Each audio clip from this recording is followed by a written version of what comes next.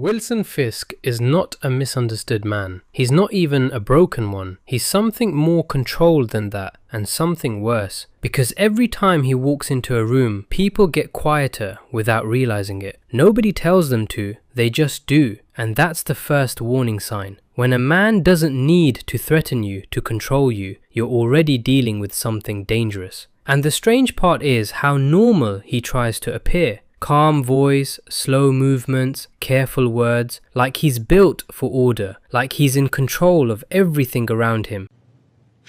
When I was a boy, I beat my father's skull in with a hammer. I was 12 years old. But then it flips, fast. If it were honest and true, no one could have destroyed it. I should have let you die. Stay back.